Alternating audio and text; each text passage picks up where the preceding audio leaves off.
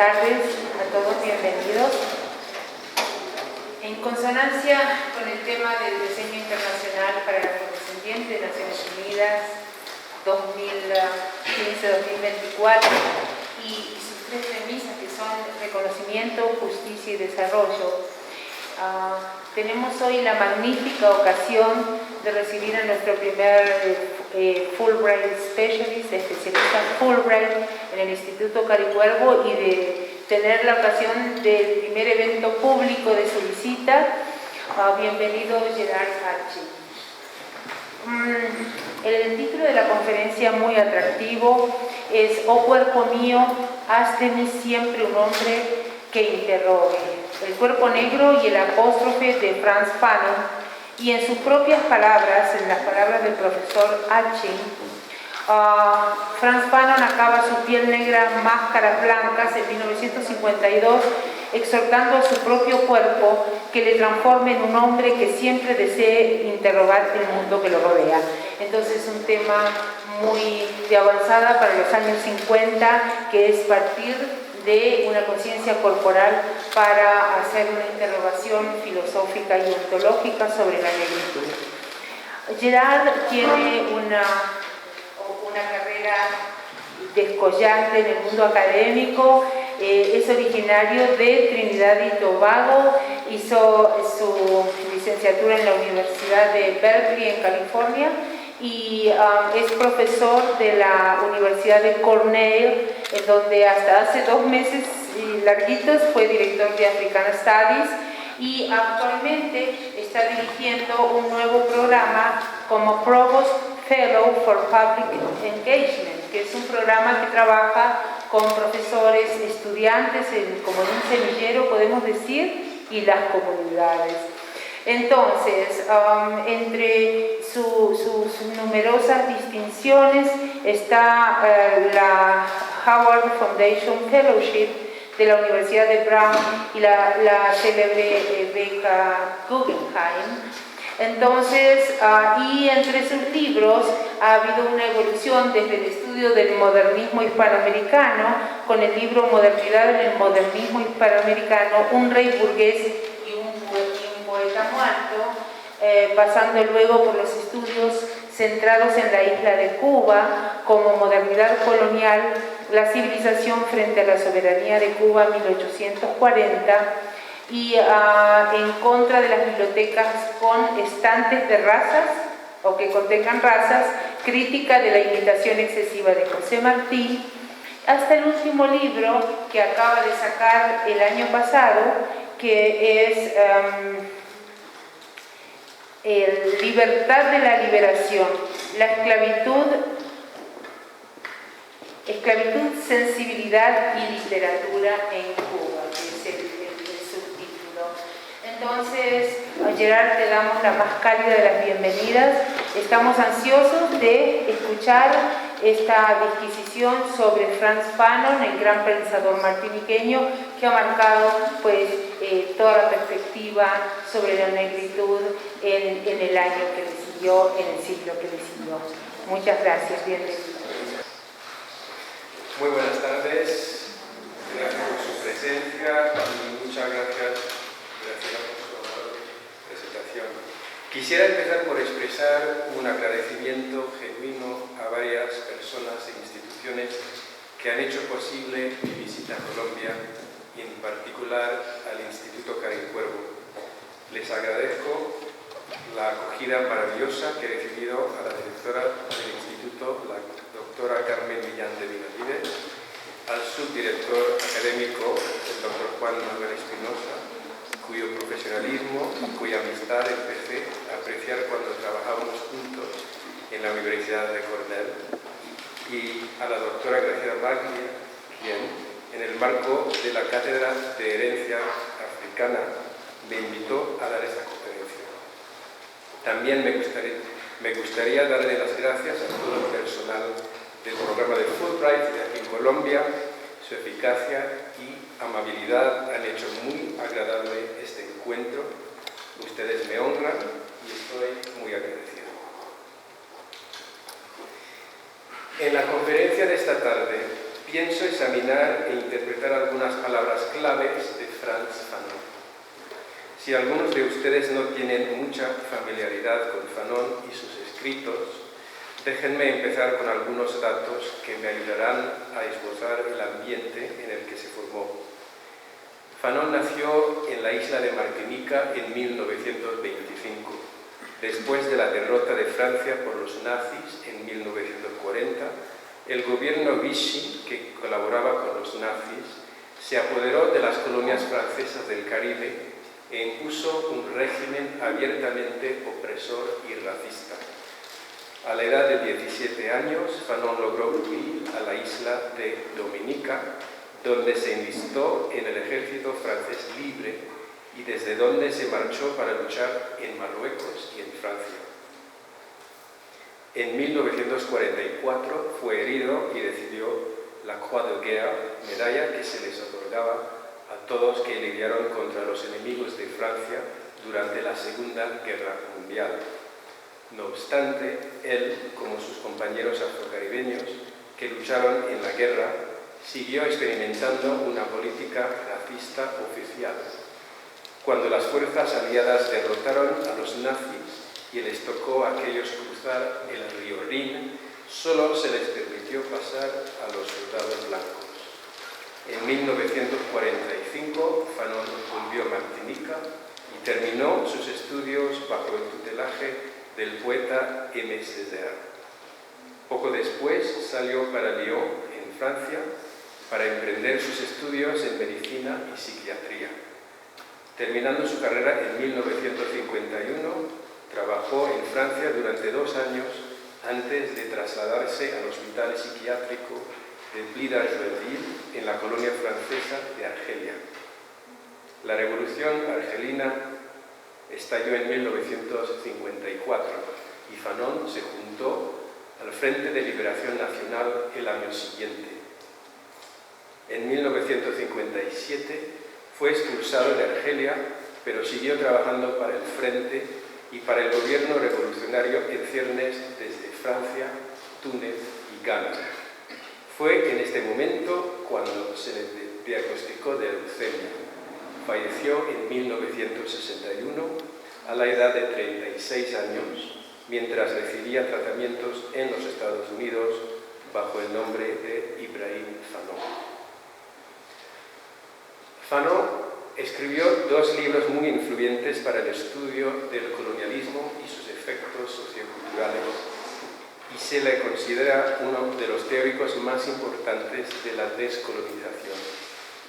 De ahí su fama hasta el momento actual dentro del campo de estudios postcoloniales. Publicó su primer libro, Piel Negra, Máscaras Blancas, en Francia en 1952. Este sigue siendo un texto de suma importancia para el análisis psicológico del racismo que se experimenta tanto en la colonia como en la metrópolis. El capítulo La experiencia vivida del negro se destaca en este libro por su combinación original de psicoanálisis, rabia y lirismo. Su segundo libro, quizás más divulgado por su contenido revolucionario, es Los condenados de la tierra. Es un estudio psicológico, político, histórico y cultural de la colonización francesa en Argelia y sirvió también como una especie de manifiesto y manual para la lucha anticolonial en África y en otras partes del mundo durante los años 60 y 70. Lo escribió febrilmente durante los últimos meses de su vida y salió a luz el mismo año de su fallecimiento con un prefacio del filósofo francés Jean-Paul Sartre. Ahora pues, manos a la obra. Oh cuerpo mío, haz de mí siempre un hombre que interrogue. El cuerpo negro y el apóstrofe en Frantz Fanon. Esta conferencia es el resultado de un esfuerzo continuo por interpretar las últimas palabras con las que Frantz Fanon termina su libro Piel Negra, Máscaras Blancas. Oh cuerpo mío, haz de mí siempre un hombre que interrogue. En su texto, estas palabras aparecen como entre puntos de exclamación y comillas, como si las mismas constituyeran una enunciación directa.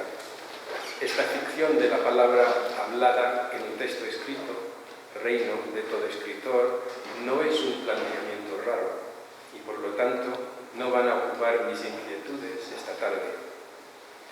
Esta exclamación de Fanon es un apóstrofe, el cual, según el diccionario de la Real Academia Española, es una, cito, interpelación vehemente dirigida en segunda persona a una o varias, presentes o ausentes, vivas o muertas, o a seres abstractos, a cosas inanimadas o a uno mismo. Fin de cita. A raíz de su apóstrofe, o cuerpo mío, la pregunta que me provoca, la que me sigue haciendo constantemente, es cómo puede surgir esta voz en primer lugar, a saber, la precondición tácita para este sujeto que pronuncia el apóstrofe es una relación especular, mediante un acto de autoconciencia. El sujeto parece exceder su propio cuerpo, se vuelve para contemplarlo y lo interpela con las palabras «oh, cuerpo mío». ¿A qué se debe esta voluntad de dirigirse al cuerpo, de contemplarlo y de hablarle como si fuera otro sujeto?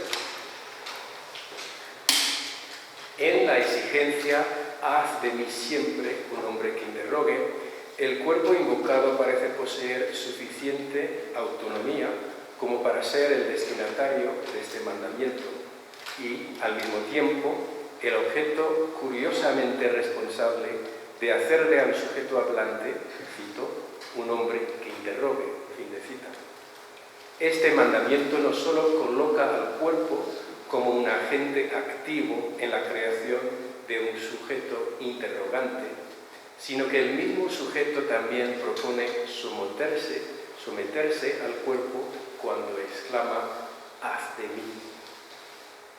A la luz de una larga tradición occidental que ha subordinado al cuerpo a fuerzas hegemónicas configuradas, por ejemplo, como alma, espíritu, razón, soberanía o biopolítica, nos podemos hacer la pregunta siguiente con respecto a este apóstrofe. Puede que la voluntad del sujeto hablante de someterse al cuerpo sea una artimaña, un intento camuflado de reclutar al cuerpo, obligándole a formular preguntas que solo interesen a un sujeto pensante y autónomo. El libro de Fanon no se adhiere a esta hipótesis. Su apóstrofe pide que a su cuerpo se le considere una especie de interlocutor, mudo quizás, pero atento, no obstante, al deseo del sujeto a subordinarse a una práctica en la que el cuerpo influya en la voz para que surja el hombre. Lo que más me llama la atención en Piel negra, máscaras blancas, y en este apóstrofe en particular, es la primacía que Fanon le concede al cuerpo en la creación de un hombre que interrogue.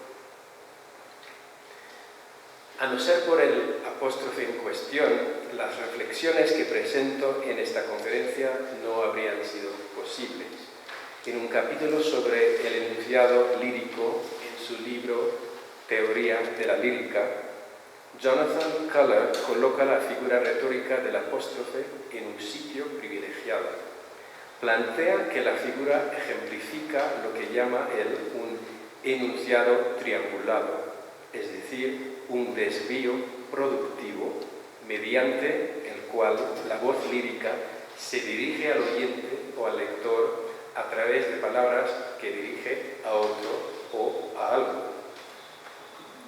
Justo antes de recurrir al apóstrofe en el texto, Fanon se dirige al lector diciendo que, cito, «al final de esta obra quisiera que los demás sintiesen como yo la dimensión abierta de toda conciencia». Fin de cita. y, en vez de profundizar más esta comunicación directa con el lector, el psiquiatra y futuro revolucionario anticolonial recurre al desvío productivo de esta figura retórica para alentarle al lector a que sintiera la apertura de toda conciencia. En resumidas cuentas, el desvío sirve para invocar empatía. Según Keller, y cito, la fuerza primaria del apóstrofe es la de constituir al destinatario como otro sujeto con el que el poeta espera establecer una relación, sea armoniosa o antagónica. Fin de cita.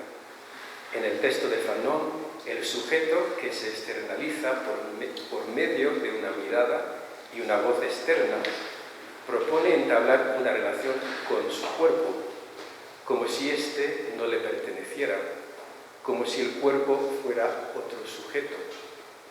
En el apóstrofe de Fanon, el hombre que cuestiona es precisamente el sujeto, a veces lírico, conmovedor y radical en sus interrogantes, que busca perpetuarse a base de relaciones entre voz y cuerpo. Ahora bien, descubrir a un sujeto poético que intente captar su cuerpo entero mediante un apóstrofe es un hallazgo poco frecuente. Además, en la tradición occidental del apóstrofe, el sujeto poético no suele dirigirse al cuerpo entero como si fuera abstracto o inanimado, ausente o muerto. ¿Qué relación con el cuerpo puede haber si se le asigna a la abstracción, inercia o ausencia? ¿Qué formas de conciencia pueden ir al extremo de eliminar al cuerpo de la especulación reflexiva?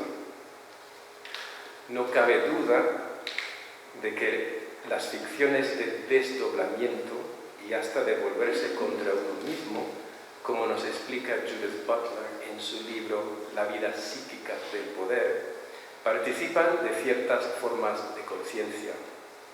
Sin embargo, el apóstrofe de Fanon rescata al cuerpo de la negatividad de la abstracción, inercia y ausencia. Es más, su «Oh cuerpo mío» le brinda otra ventaja, la de facilitar un activismo que se fundamenta en la empatía y en el presente constante de la hora. Según Keller, mientras que la ficción busca realizarse en la secuencia de eventos, el apóstrofe puede colocarnos en un presente continuo de la hora, en un presente inacabable. Para Fanon no puede haber redención alguna para el cuerpo y para él, a menos de que sea capaz de acceder al presente continuo de la hora. De allí el empeño de Fanon en que el cuerpo siempre haga de él un hombre que interrogue. Voy a pasar a otra sección que se llama Abstracción, Ausencia, Muerte. La figura del apóstrofe también concuerda con los propósitos de Fanon en Piel negra, Máscaras blancas, porque el cuerpo al que se refiere es negro. Es decir, la representación del cuerpo negro corresponde a una tradición occidental siniestra, en la cual, a semejanza de los objetos típicos del apóstrofe, el cuerpo negro ha sido históricamente invocado como abstracción, como inanimado o persona ausente o muerta. Esta abstracción deshumanizante empezó en el siglo XVI, cuando el concepto, pero no el nombre, de raza surgió como un modo de diferenciar a las comunidades humanas.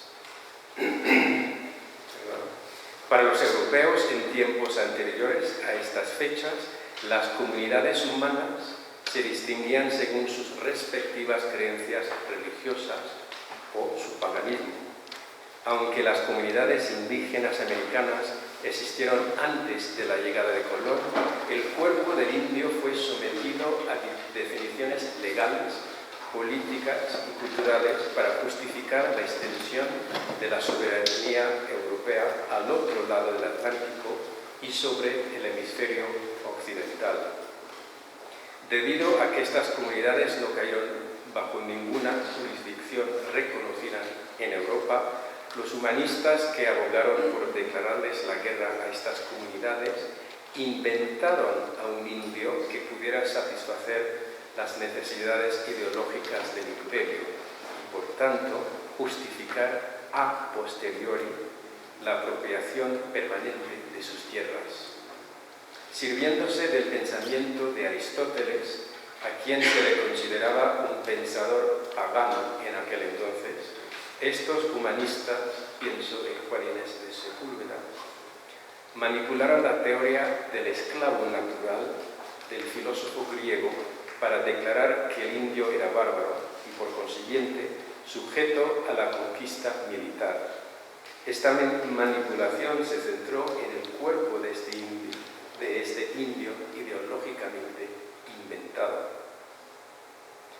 Según Aristóteles, en el segundo capítulo de su libro Política, al esclavo natural se le identifica según su fuerza física y su llamada inteligencia inferior.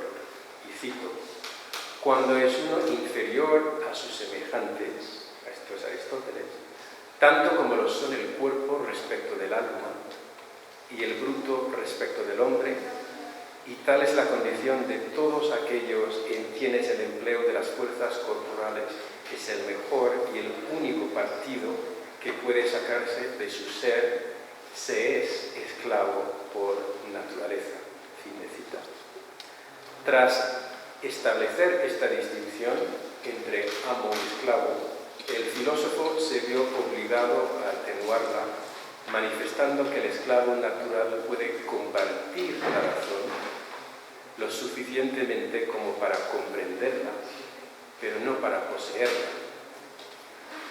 Esta línea de pensamiento es precisamente la que desarrollaron los humanistas que estuvieron a favor de una guerra justa contra los indios, ya que se les brindó la oportunidad de liberar al indio, es decir, este indio inventado, de la autoridad de las leyes divinas y limitar su uso de la razón a la temporalidad de un desarrollo permanentemente limitado, estado que supuestamente caracteriza a todo ser colonizado hasta la fecha. La idea de Aristóteles de que el esclavo natural pueda compartir la razón le conduce al filósofo a proponer una relación que prefigura la dialéctica del amo y el esclavo de Hegel. Aristóteles plantea que el esclavo natural, cito, son curiosas estas palabras, ¿no? Que aquí podemos ver a Aristóteles luchando por definir esto. Dice, el esclavo natural, cito, es una parte del Señor, es como una parte viva de su cuerpo, aunque separada. Y así, entre el dueño y el esclavo, cuando es la naturaleza la que los ha hecho tales, existe un interés común, una recíproca benevolencia.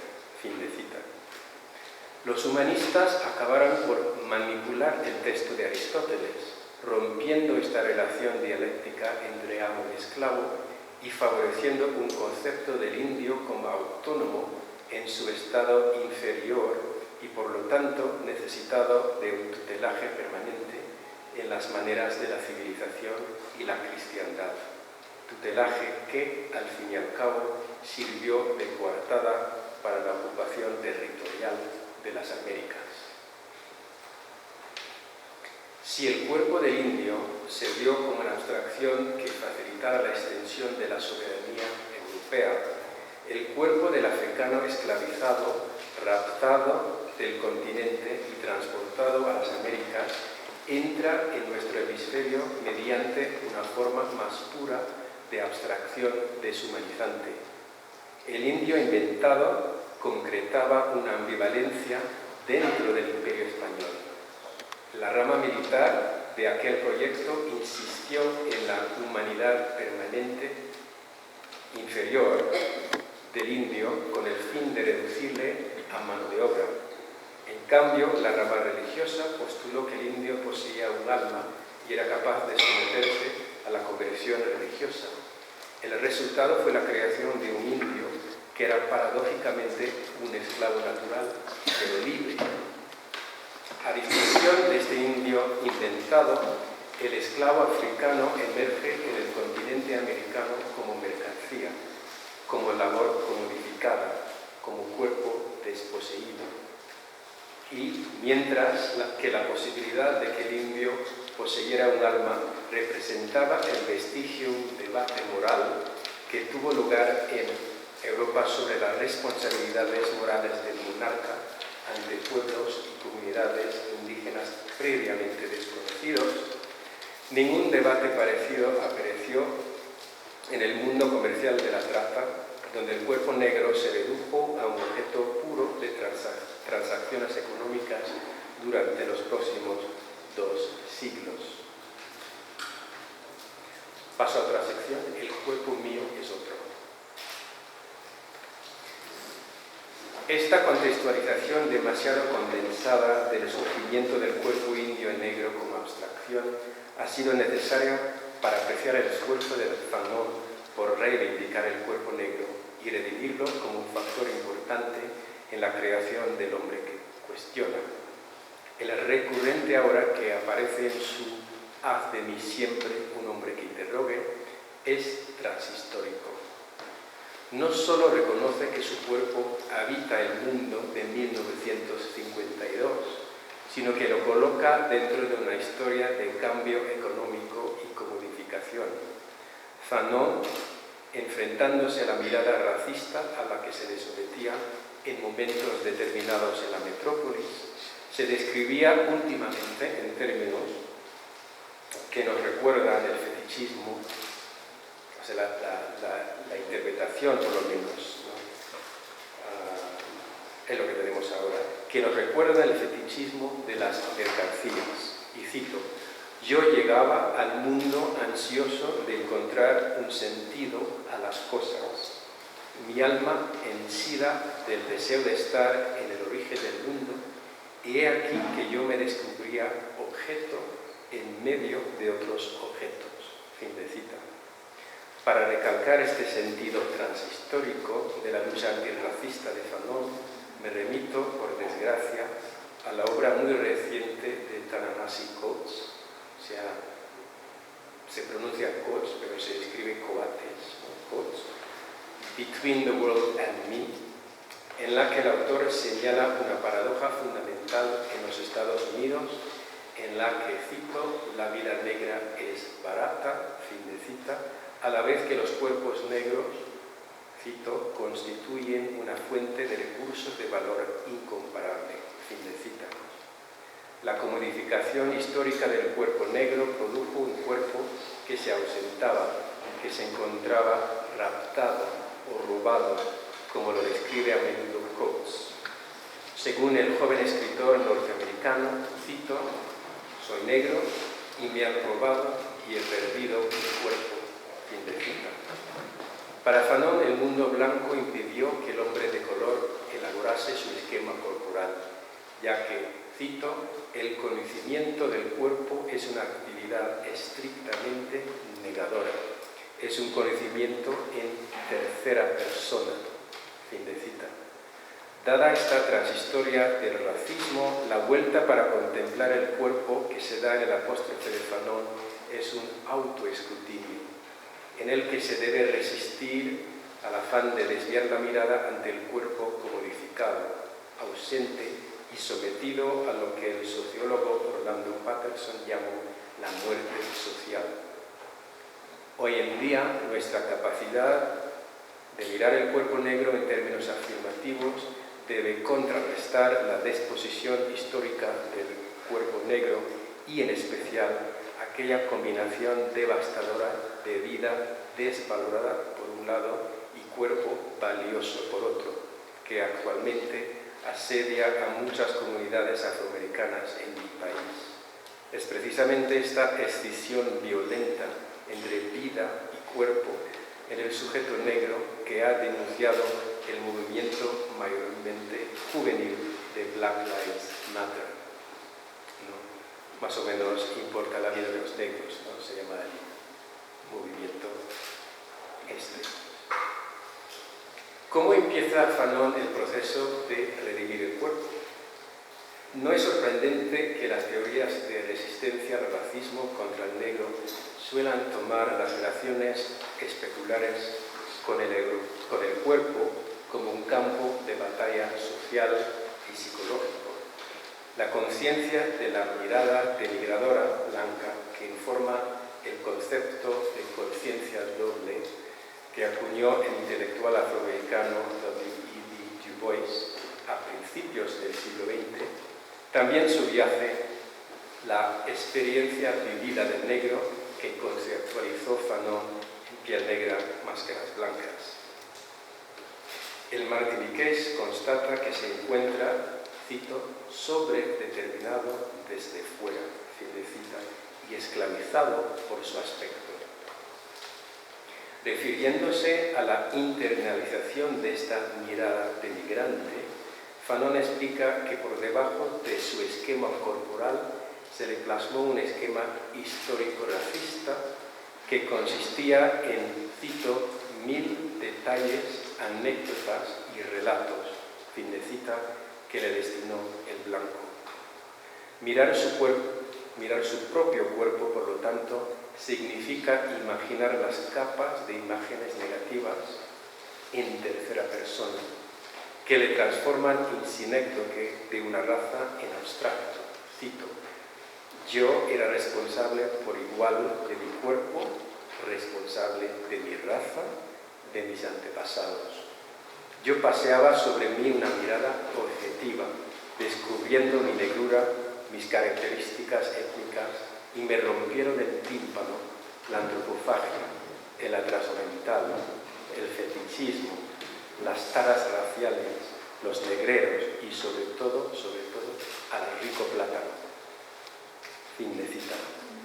En la introducción a su libro, Fanon sugiere la posibilidad de que la asimilación de esta mirada denigrante no se ande más allá que la piel.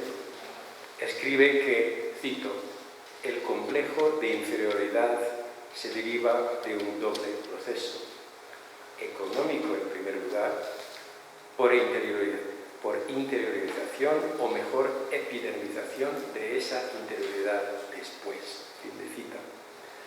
Ahora, esta preferencia por epidermización a interiorización, para describir el llamado complejo de inferioridad del negro intriga, porque postula un acercamiento matizado a la resistencia que desafortunadamente no logró elaborar en su libro. Es decir, puede que exista una diferencia importante entre internalizar una mirada despectiva por completo y dejar que la misma no penetre al cuerpo más allá que la superficie de la piel. Por lo visto, el cuerpo negro, según Fanon, es múltiple. Es suyo a la vez que también está compuesto subliminalmente de un esquema histórico-racista, como lo describe él, hecho de 1000 narrativas perjudiciales. Su cuerpo es suyo, pero también está vinculado desde una mirada externa a su raza y a sus antepasados. A la luz de una multiplicidad corpórea que se da debido a la experiencia vivida del negro, el apóstrofe presupone la existencia de una lucha interior, de una búsqueda de autodominio que tome la forma de una actitud permanentemente interrogativa. Para Coates es una búsqueda que requiere el valor de actuar, nos dice, y cito, como si mi cuerpo fuera mío. Fin de cita. Los paralelos entre la obra del escritor negro norteamericano, que salió el año pasado, y la de Fanon asombran. La pregunta principal que se hace Coates en Between the World and Me es esta, cito, ¿cómo puedo vivir libre en este cuerpo negro? Fin de cita. Según el escritor, cito, la pregunta no tiene respuesta, lo cual no significa que sea anodina. El mayor premio por esta interrogación constante, por esta confrontación con la brutalidad de mi país, es que me ha librado de fantasmas y me ha blindado contra el auténtico terror a separarme de mi propio cuerpo. Fin de cita. Plantea que las preguntas importan más que las contestaciones. Recuerda que su madre le enseñó a interrogar sin piedad al sujeto que generaba la mayor simpatía y racionalización, es decir, él mismo. Coates declara que suele sufrir la pérdida de su cuerpo cuando se le olvida cuestionarse. El libro de Coates está escrito en forma de una carta que dirige a su hijo adolescente, de tal manera que el enunciado triangulado que describe Keller se invoca a lo largo del texto en un tú que se refiere tanto al hijo como al lector. Descubrimos en el texto de Coates los siguientes comentarios, y cito: no deberías de desviar la mirada nunca.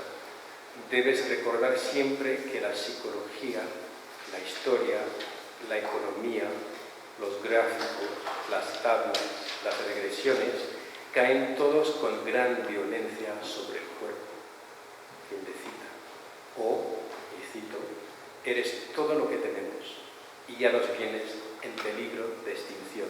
Fin de cita. Y, cito, pero tú eres un negro, tú eres un niño negro y tienes que responsabilizarte de tu cuerpo de una manera que no pueden saber los otros niños. Fin de cita.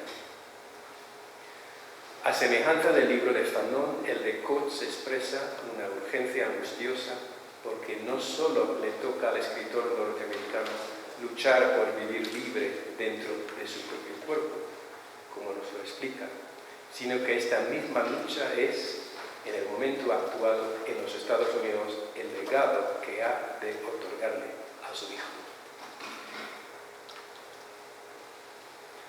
La rabia y el heroísmo que conmueven en Piel Negra, Máscaras Blancas, se deben a la frustración y el lamento del psiquiatra y activista anticolonial de verse robado del espacio psíquico para el desarrollo terapéutico de una vida interior.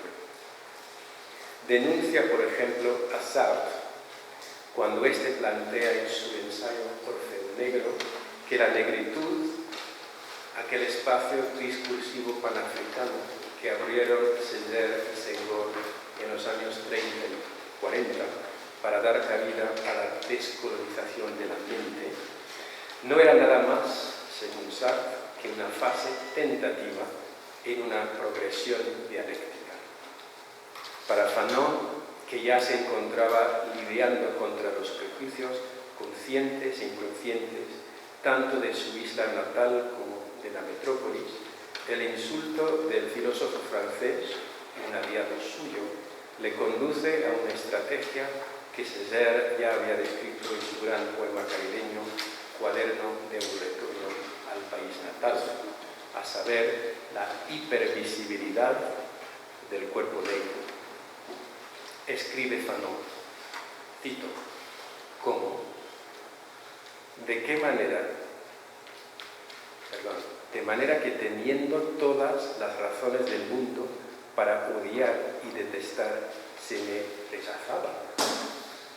Así que a pesar de ser yo quien debía ser suplicado y solicitado, se me negaba todo reconocimiento. Como me era imposible partir de un complejo innato, decidí afirmarme en tanto que negro, en vista de que el otro dudaba en reconocerme. Solo me quedaba una solución: hacerme conocer. Fin de cita. Siguiendo los pasos de su mentor, Fanon decide, cito, ponerle al blanco en su lugar, fin de cita, exclamando, y cito, vaya acostumbrándose usted a mí, que yo no me inclino ante nadie, fin de cita. Y respondiendo a la idea de Sartre de que la negritud fuera una fase temporal, Fanon escribe que, cito, yo no soy una potencialidad de nada, soy plenamente lo que soy. Fin de cita.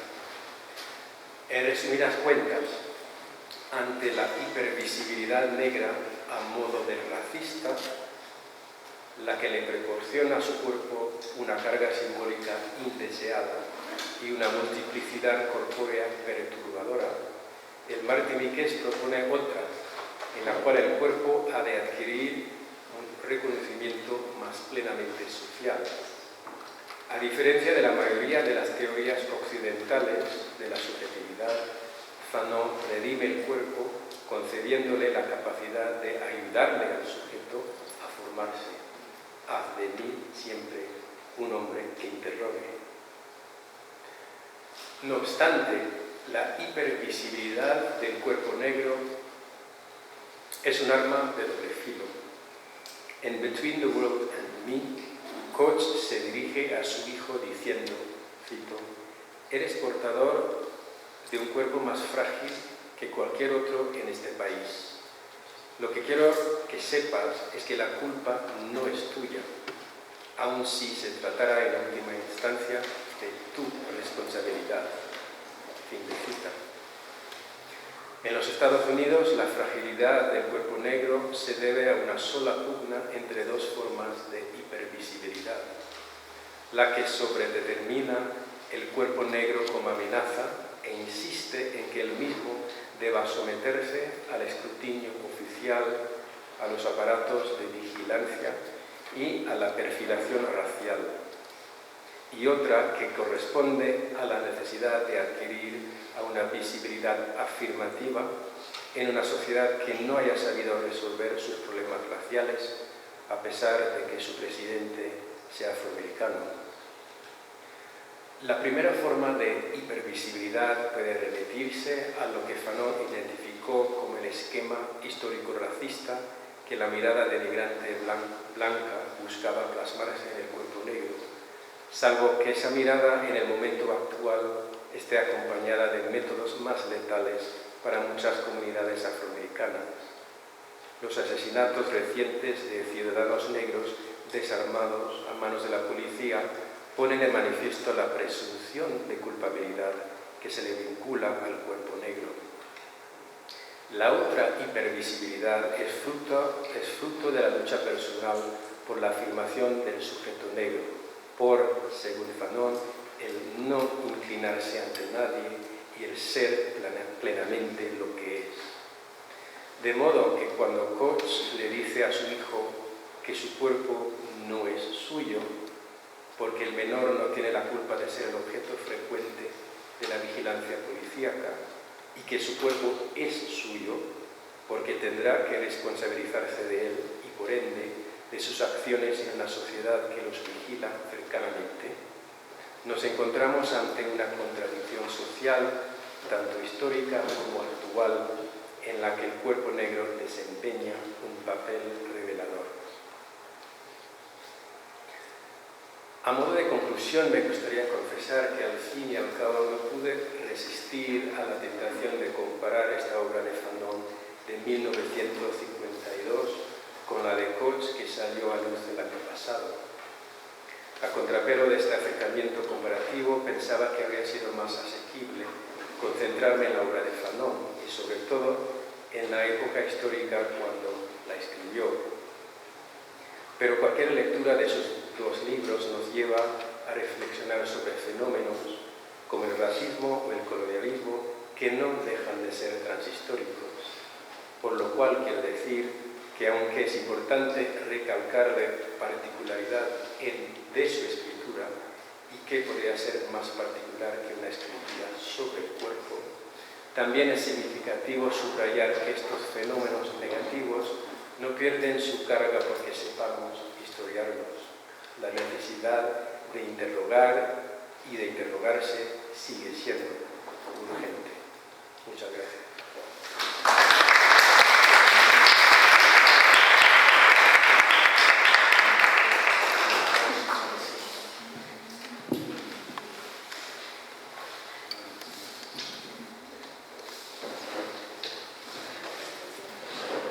Gracias, Gerard, por esta tan interesante interesante reflexión sobre el cuerpo negro.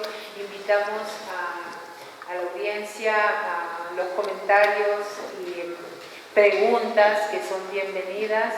Y si bien el tema es un tema muy candente, también es un tema muy silenciado, y a mí me gusta mucho esta perspectiva que tomas tú sobre el cuerpo, sobre todo, y que hemos reflexionado tanto sobre la creación de identidades étnicas, los procesos de racialización, de naturalización, de la epidermización que tú mencionabas hoy. Y bueno, me gustaría, pues, mientras el público piensa su pregunta, hacerte una pregunta. Dado que estamos hablando sobre un cuerpo del que habla Fanon como construido con la mirada del otro, una mirada que es castigadora y cualificadora, discriminadora. Podemos pensar también que en relación con la clasificación de la negritud, que hoy hablábamos un poco de eso, de la imagen de la norma somática, es decir, qué es lo que determina el cuerpo negro en los Estados Unidos, por ejemplo, en comparación aquí con Colombia, es decir, cuál es el límite, cuál es la frontera, y en fin, es decir, si se puede hablar de una sola conciencia del cuerpo negro. Hoy hablábamos del censo del DANE, que en el 2006 marcó para Colombia un 10.65 de población afrodescendiente, cuando sabemos que es mucho más, pero el criterio fue la propiocepción, es decir, quién se declara que es afrodescendiente. Entonces me gustaría conocer tu pensamiento.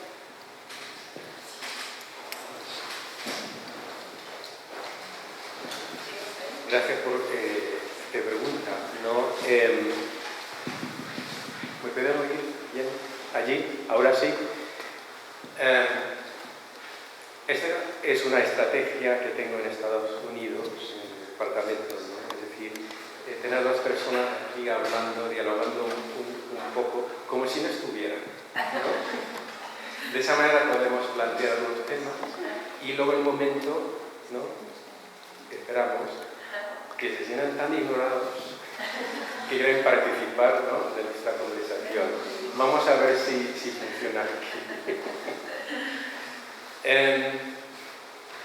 Decidí hablar sobre el tema del cuerpo porque es particular y universal, ¿no?, al mismo tiempo, el cuerpo, ¿no?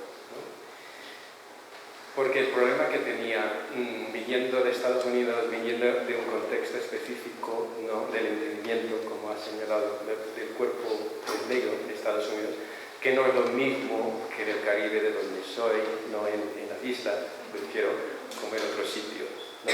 Entonces, en vez de intentar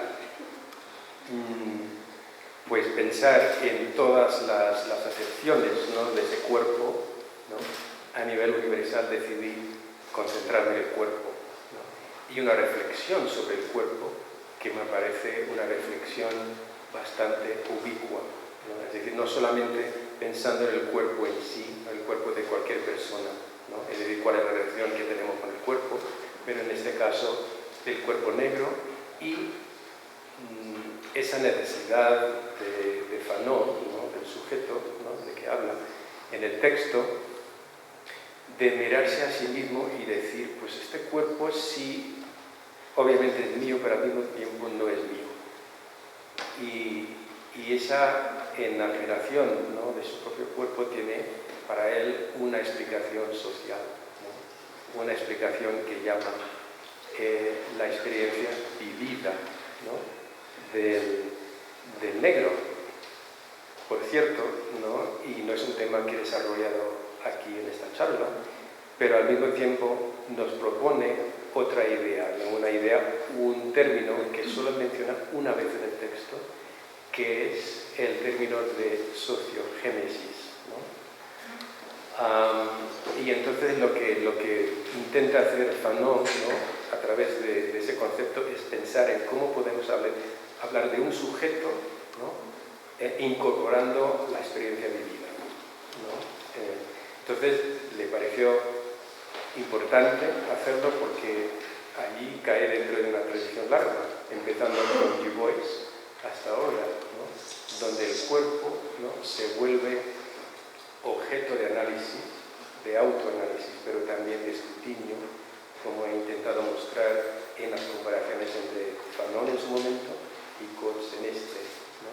Entonces, todo esto para decirte también que, ignorando también, ¿no?, es decir, el contexto histórico de los afrocolombianos, ¿no?, me vi con esa idea. ¿Cómo puedo hablar de un asunto, ¿no?, importante para Fanon, ¿no?, y para esta comunidad también, ¿no?, es decir, estas comunidades sea en Colombia o en Trinidad o en Estados Unidos, ¿no? Entonces yo intenté definir una especie de diáspora africana a través de un análisis del cuerpo negro, ¿no? Eso es lo que intenté hacer, ¿no?, en esta. No sé si he contestado un poco. Claro que sí. Y hoy hablábamos también de la importancia de desregionalizar el tema negro. Por ejemplo, hablábamos en Colombia aquí de 3 comunidades afrocolombianos, raizales y comunidades negras: el Pacífico, el Caribe y las islas de ultramar. Entonces decíamos un poco también cómo el concepto de raza podría abarcar esos quiebres que son aquí sociales, regionales, de 3 comunidades que, si bien tienen un mismo origen afrodiaspórico, se han hecho unos asentamientos bien particulares, ¿sí? Entonces, bueno, en ese sentido iba un poco mi pregunta y sí la has respondido, es decir, que la reflexión de Frantz Fanon cubre, digamos, un termómetro racial que, si bien une, también debe ser complementado por los estudios de caso de cada país, ¿verdad? Y de cada comunidad. Y de cada comunidad. Bueno, pero aquí haciendo un poco la conexión con la poesía afroantillana, a mí siempre me llamó la atención cómo esta poesía contesta con el cuerpo. Por ejemplo, si recordamos a Luis Pález Matos con Su Majestad Negra por la encendida calle antillana, Baten Banduma, de la Quimbamba, y bueno, y se encuentra el cuerpo de la mujer como una forma de enrostrar de manera prestigiosa, es decir, revertir ese inborn complex, un poco, ¿no?, el complejo nacimiento, revertirlo a través de la postulación de una jerarquía como poderosa, empoderada del cuerpo de la mujer negra. Siempre nos llama la atención cuando vemos con los estudiantes cómo en la poesía aparece en clave sexual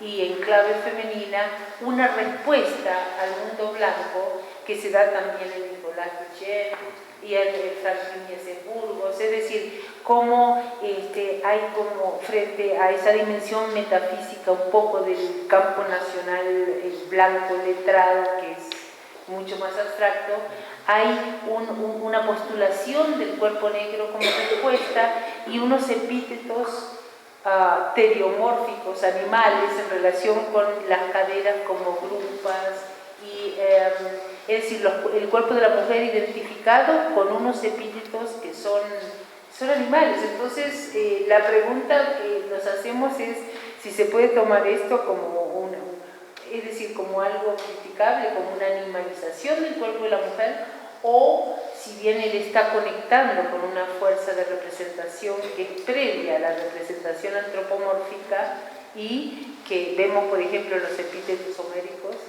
que hablan de los ojos de lechuza de Atenea. Es decir, ¿por qué se recurre a la metáfora física, pues, ¿no?, en términos animales? Yo intenté referirme a ese complejo a través del uso de la palabra hipervisibilidad, ¿no?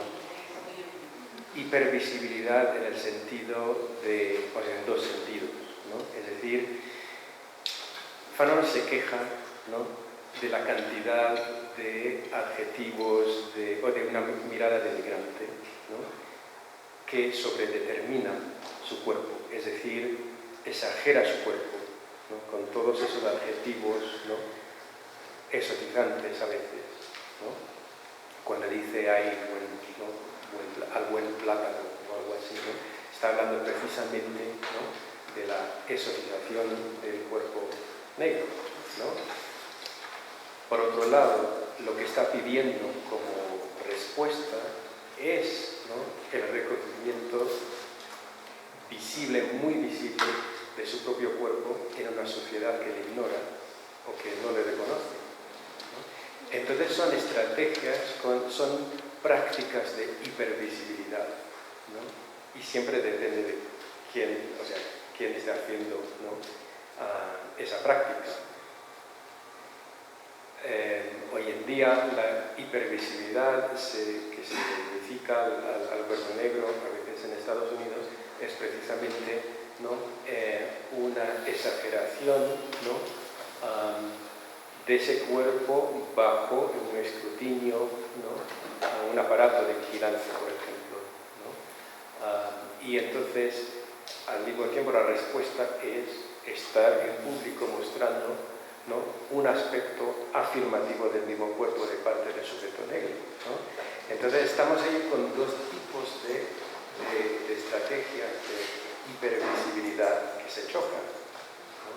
Todo depende de la interpretación de hipervisibilidad, ¿no? Porque podemos decir, le ha criticado a Pares Matos, por ejemplo, de exotizar un poco esos cuerpos, ¿no? Eso sería un ejemplo preciso de una hipervisibilidad aplicada al cuerpo de una manera exotizante, ¿no? En cambio, ¿no?, el sujeto que quiere mostrarse, que no quiere inclinarse ante nadie, que quiere mostrar su presencia en una sociedad, ¿no?, que le ignora, ¿no?, entonces es una hipervisibilidad como más bien el sujeto que busca un reconocimiento social. Entonces, teniendo esas dos formas de hipervisibilidad en pugna, es precisamente lo que tenemos que descifrar en un texto, ¿no?, o examinar, ¿no?, como en el caso de Koch, cuando está hablándole a su hijo, ¿no?, y puede reconocer y contarle que existen, no usan las palabras, dos formas de hipervisibilidad, en la que tienes que practicar responsabilizarte de tu propio cuerpo, ¿no? Y la otra que es, tienes que tener cuidado porque te están mirando de cierta manera. Sí. A ver si hay alguna pregunta. ¿Tenemos otro micrófono o pasamos? Yo creo que me escuchan. Sí, te escucho. Bueno, tengo una pregunta con respecto a los procesos de revitalización de la cultura en África y a propósito de la cultura negra, porque en unos programas de intercambio llegó un compañero de Nigeria y ante la admiración que me suscitan los hijos de la madre África, preguntaba yo por sus lenguas ancestrales y él me dice que, pues no sé si es en el resto de países del continente, pero que en Nigeria en particular eso es algo que pues se ha ido como olvidando, prevalece el inglés y entre ellos mismos está la concepción de que esas lenguas es algo que devalúa, ¿sí?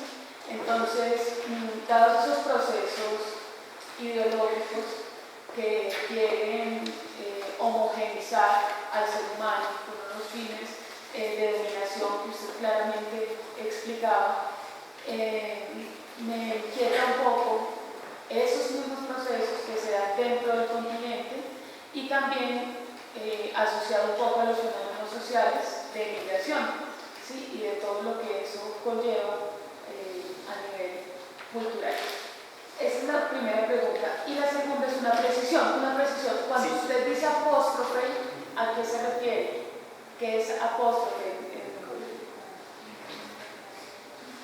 ¿Es unas comillas o admiración? Una invocación. Admiración, entonces. Signos de admiración, sí. Pues la primera pregunta yo creo que podemos los dos contestar, porque no estoy... Entonces, la primera pregunta es ¿qué podemos hacer ante la hegemonía de ciertas lenguas en el continente africano? ¿No? ¿Verdad? Sí. Podemos hacer nosotros. Yo te puedo contar que hay gente que está trabajando para rescatar esos idiomas, no solamente como antropólogos, ¿no?, o estudiosos, sino también, por ejemplo, hay un profesor en el departamento de inglés en mi universidad, Wateaugo, se llama su padre, es un teórico importante, ha establecido un premio, ha establecido un premio para las literaturas en Kiswahili, ¿no? Es decir, bajo la presión de publicar solamente en inglés, ¿no?, o francés, ¿no? Entonces decide y trabaja con una fundación en Tanzania, ¿no?, para establecer un premio, ¿no?, para los escritores, ¿no?, en la lengua nativa, ¿no?, en ese caso de Kiswahili, ¿no?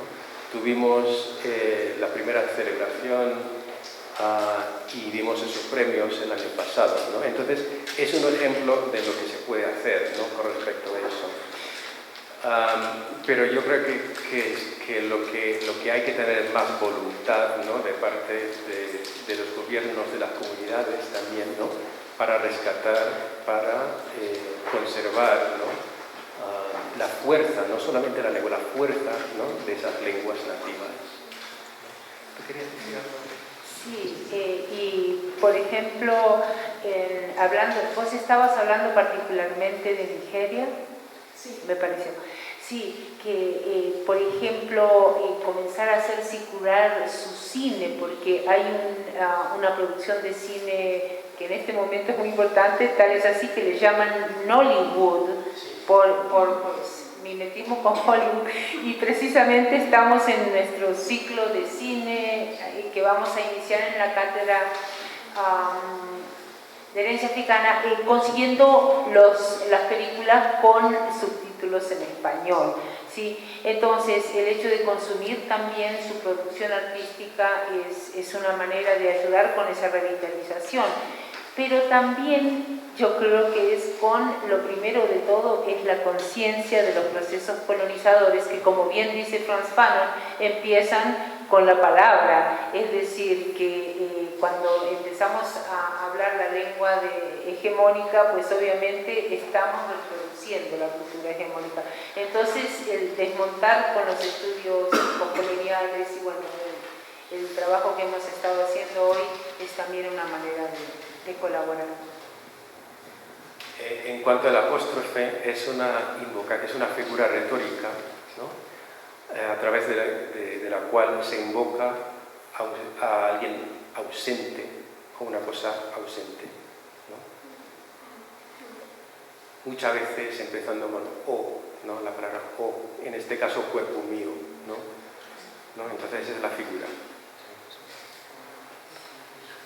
Acá en Colombia sí que es una figura literaria muy, muy famosa, porque acá el Ave María y Dios mío y bueno, todas las invocaciones al mundo, al supramundo, son cotidianas, ¿no? Me parece que Benjamín tiene una palabra y allá ya tenemos micrófonos preparados.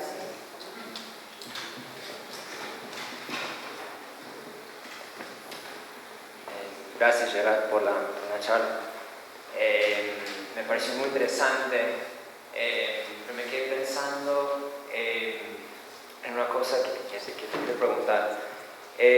Sé que críticos como Cedric Robinson hacen una distinción entre el joven Fanon y el Fanon maduro.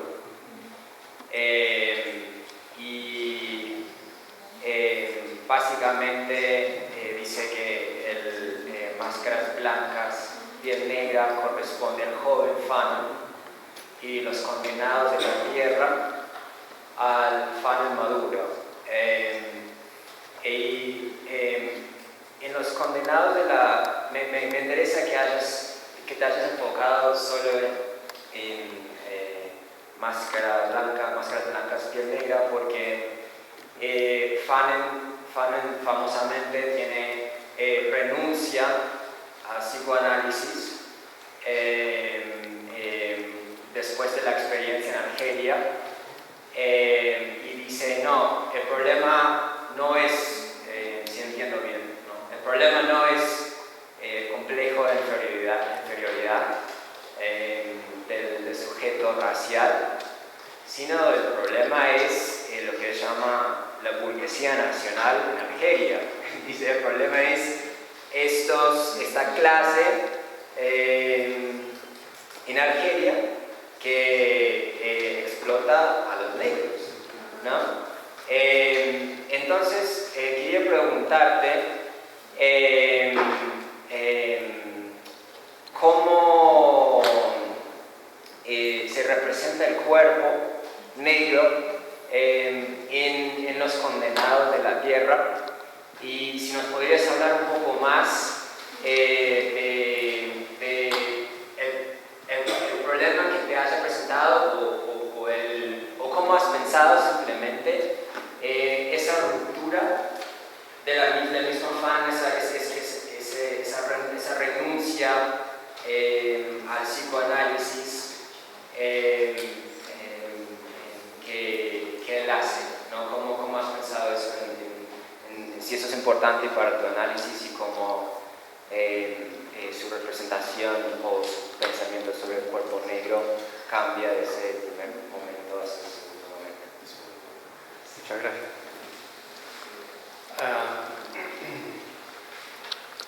El crítico que mencionas, Robinson, es un teórico marxista, ¿no? que realmente aprecia el trabajo de Fanon como revolucionario, ¿no? el revolucionario que escribe Los condenados de la tierra, ¿no? Hasta cierto punto, yo sé que también aprecia el primer libro, ¿no? La diferencia para mí es esta.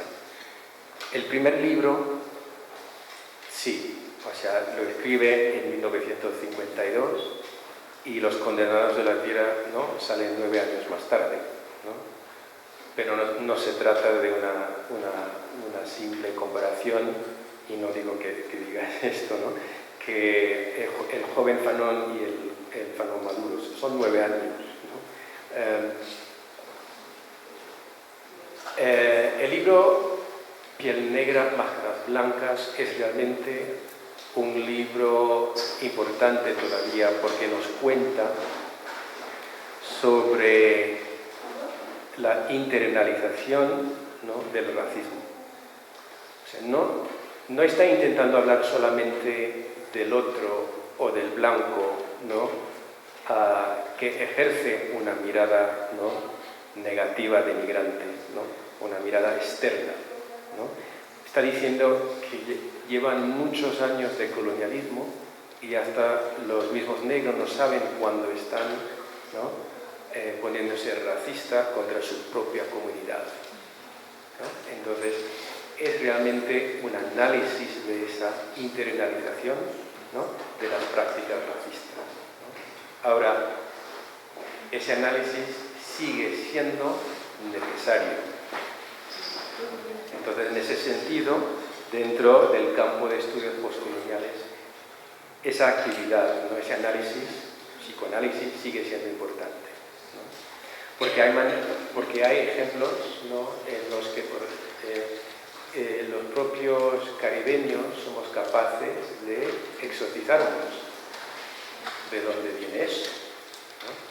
Entonces, claro, eso por una parte. En el caso de los condados de la tierra, Justamente escribí un artículo hace 2 años, ¿no? Mirando ese rechazo del psicoanálisis, ¿no? ¿Y por qué? Iba leyendo Los condenados a la muerte, que realmente es un libro que se ve como una especie de manual, ¿no? Contra el colonialismo, ¿no? Específicamente el colonialismo francés, ¿no? en Argelia. Y encuentro un momento en el texto de Fanon, en Los condenados de la tierra, cuando dice algo como: yo tengo algunos apuntes, ¿no? que he hecho sobre mis observaciones tanto de los franceses colonizadores y los revolucionarios, ¿no? argelinos. Y entonces, como médico, ¿no? como psiquiatra, trataba tanto al colonizador como el colonizado como pacientes, seres humanos, pacientes que sufren, ¿no? de la misma violencia, ¿no? de una guerra colonial, ¿no? Entonces, como médico, como psiquiatra, ve, ¿no? Características, ¿no? traumáticas, ¿no? comunes en las dos bandas. Y decide en ese momento que iba a dejar esos apuntes en un apéndice al final del libro. ¿Por qué? Porque tratar al enemigo, ¿no?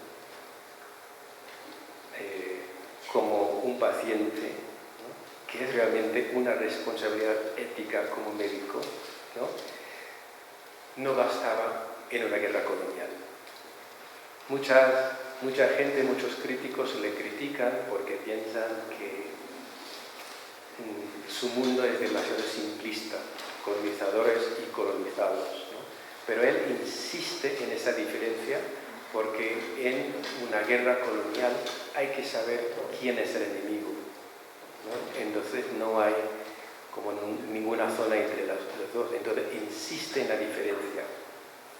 Sus apuntes como, ¿no? psiquiatra profesional, ¿no? contradicen, ¿no? esa política anticolonial. Entonces tuvo que dejarlo en un apéndice al final para otro momento, dice, ¿no? Entonces me pareció interesante ese gesto, ¿no?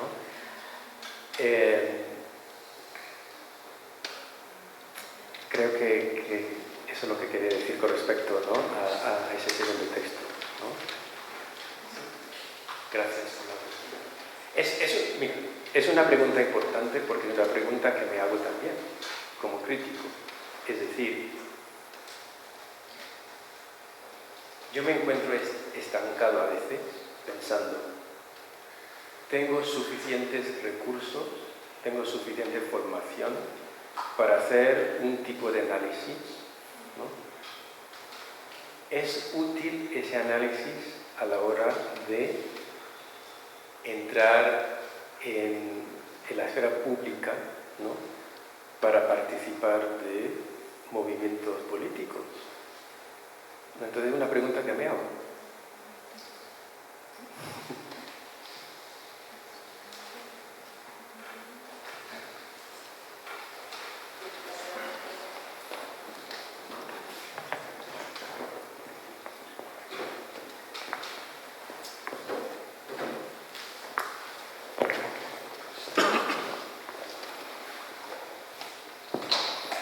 Buenas noches. Le agradezco al Instituto Karen Cuervo por traer este importante tema y esta cátedra tan interesante para el país. Tengo más que una pregunta, es un comentario. No soy experta en estudios de este tipo, estoy apenas, digamos que con su explicación acercándome a este autor y a este tipo de estudios, pero escuchándolo sí me surge una reflexión y es lo siguiente.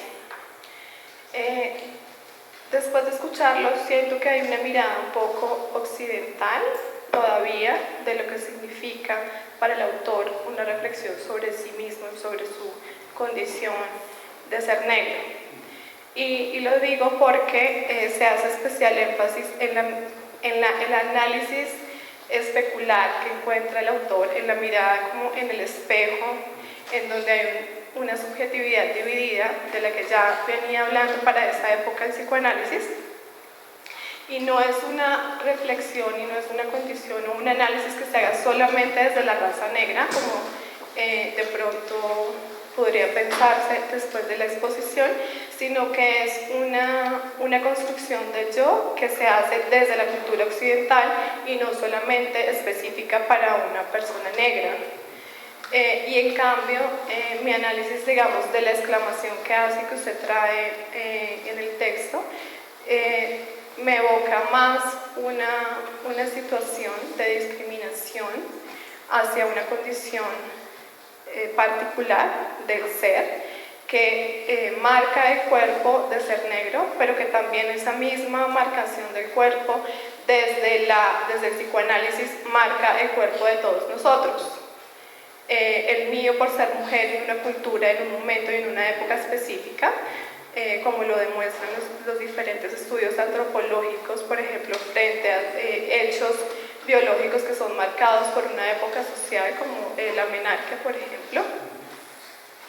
Y en cambio se deja un poco de lado esa postura que pone el autor frente a la lucha, no solamente frente a lo que significa que la sociedad marque mi cuerpo por ser negro, por ser mujer o por ser colombiano en una época específica, y cómo también esa sociedad marca mi pensamiento, en este caso, digamos, desde un pensamiento colonial, como marca mi cuerpo y marca mi pensamiento, pero se deja un poco de lado, que a mí me evoca un poco esas exclamaciones, eso de cómo hay una lucha constante de reivindicar y de decirme a mí misma, esa marcación que está concreta en el cuerpo tiene que llevarme siempre, como todos los días, como una constante de reivindicación al otro que marca esa condición que yo tengo en el cuerpo, pero también en otras partes, digamos, del ser, como las emociones y los pensamientos. Creo que habría también que hacer un especial énfasis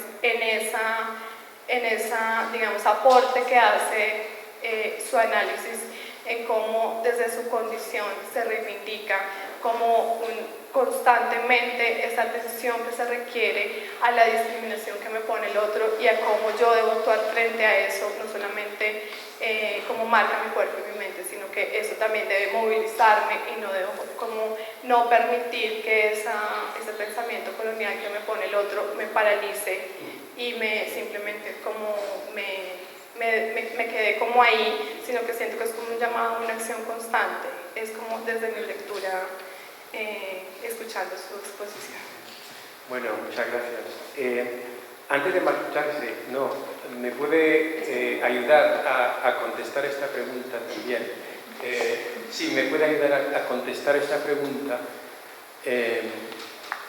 con una pregunta. Yo creo que podemos partir de allí. Piensa usted que usted está en Occidente. Que hay tenemos una cultura que está marcada por un pensamiento que es eurocéntrico y por una mirada occidental en ciertas formas de relacionarnos y de entendernos a nosotros mismos, y para esta época estaban los postulados del psicoanálisis y de Lacan, del yo dividido, y de cómo el yo de alguna manera se junta en la mirada especular en el espejo, y ese espejo es el otro que me reconoce y que me construye también en esa mirada, digamos, relacional con el otro. No, le pregunto porque creo que me está contestando la pregunta también, porque ha señalado muchas luchas diarias, ¿no?, de toma de conciencia, ¿no?, con respecto a las presiones exteriores, ¿no?, las coacciones exteriores sobre el cuerpo, sobre la persona, etc., ¿no? Entonces yo creo que en el contexto de Fanon está diciendo lo mismo, que es una lucha constante, ¿no? Es una lucha, en su caso no dice que pueda ganar, pero la lucha es importante, ¿no?, a nivel diario. Pero también está usted refiriéndose a pensamientos, a procesos de análisis, y hago la pregunta sobre Occidente simplemente porque creo que Occidente también nos da recursos, ¿no?, para contrarrestar esos mismos prejuicios también, ¿no? Vamos buscando, vamos explorando, intentando conseguir esos recursos, porque si decimos que en Occidente no hay recursos para nosotros, ¿no?, entonces realmente la batalla es aún más difícil, ¿no? Entonces tenemos que encontrar los recursos donde sean, ¿no?, donde estén, ¿no?, para poder lidiar, ¿no?, contra esas presiones. Entonces, solo quería, ¿no?, aclarar esa nota sobre nuestra definición de Occidente, ¿no?, porque estamos dentro, ¿no?, de algunos aspectos, de algunas zonas occidentales, y además Occidente no es una cosa hegemónica, ¿no?, es una cosa en fragmentos, fragmentada, ¿no? Y entonces siempre tenemos que ir buscando esos modos de luchar, ¿no? Ahora bien, pensar que ese Occidente es hegemónico, ¿no?, es realmente perder un poco la batalla, ¿no? Es perder un poco la batalla.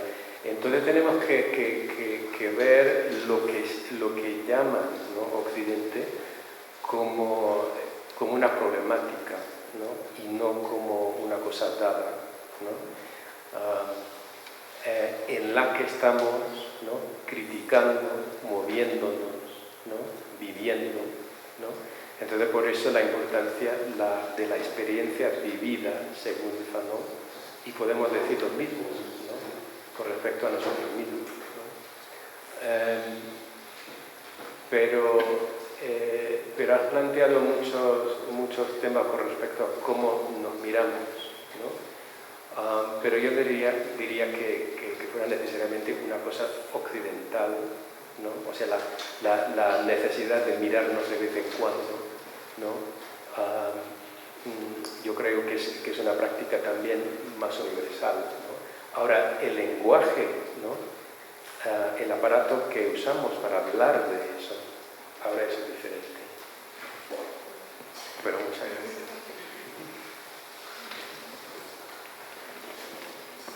Otra pregunta. Ahí hay otra pregunta.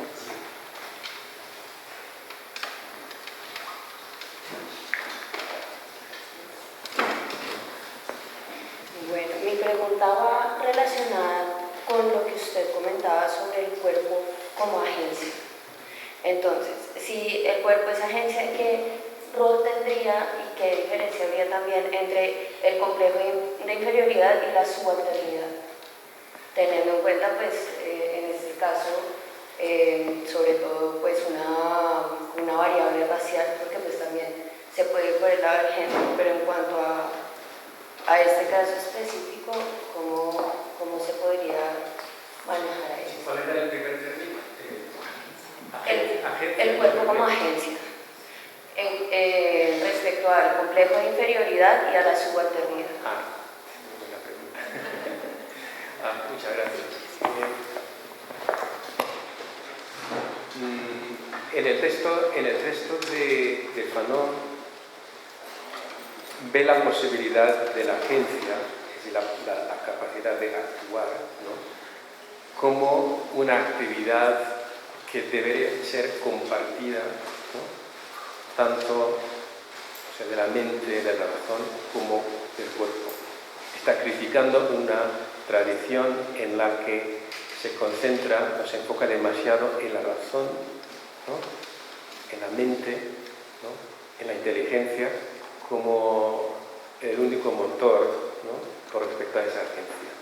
Está ahora redimiendo el cuerpo para decir, no, el cuerpo también tiene que participar, ¿no?, en la agencia, ¿no? Entonces es lo que está intentando hacer ahora.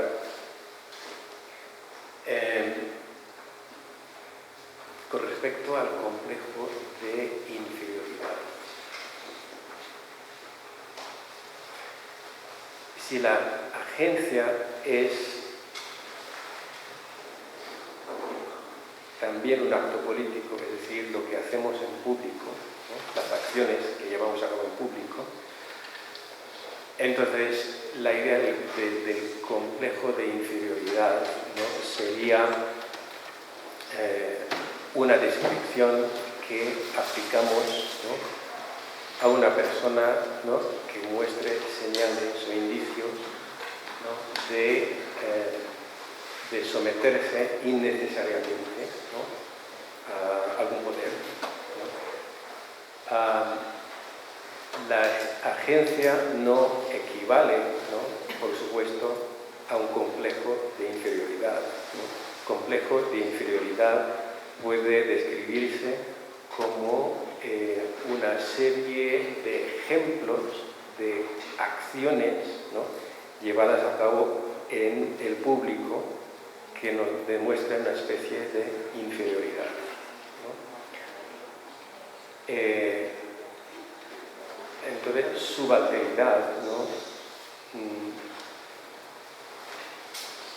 Obviamente no es complejo de inferioridad, sino una manera de ver a lo que llamábamos el sujeto colonizado de una manera distinta, en la que el subalterno tiene acceso a recursos para contrarrestar, ¿no? El poder externo, ¿no? La opresión externa, por ejemplo. Lo subalterno, ahora está menos de moda, ¿no? Ese término, porque también quizás peca de pensar en algunas comunidades como con una descripción más hegemónica, ¿no? Más genérica, ¿no? No nos ayuda a entender las acciones específicas, ¿no? De los sujetos dentro de la sociedad, ¿no? Lo importante, yo creo, es pensar en la agencia no solamente en términos positivos, es decir, qué hace un sujeto en público, ¿no? Sino también qué impide a ese sujeto, ¿no? A la hora de actuar, ¿no? Ahora, los obstáculos pueden ser reales, sociales, pero también pueden ser psicológicos, interiores, ¿no? Y en ese caso volvemos quizás a pensar un poco en el complejo de inferioridad como una idea que nos deja mirar, ¿no? Cuáles son esos obstáculos internos, ¿no? Que nos permitan la agencia, ¿no? Las acciones, y no nos dejan llevar a cabo esas acciones de una manera positiva y real, ¿no? Entonces, son términos complejos, ¿no? Pero creo que muchas veces pensamos en términos como agencia, subjetividad, como, ¿no? Tenemos que especificar, ¿no? Bastante, me hablo de mí mismo también, ¿no? En cuanto a la idea de agencia. No es siempre una acción consciente, positiva, ¿no? Sino también tenemos que pensar en el contexto social, cuáles son los obstáculos, tanto externos como internos, ¿no? A la hora de actuar.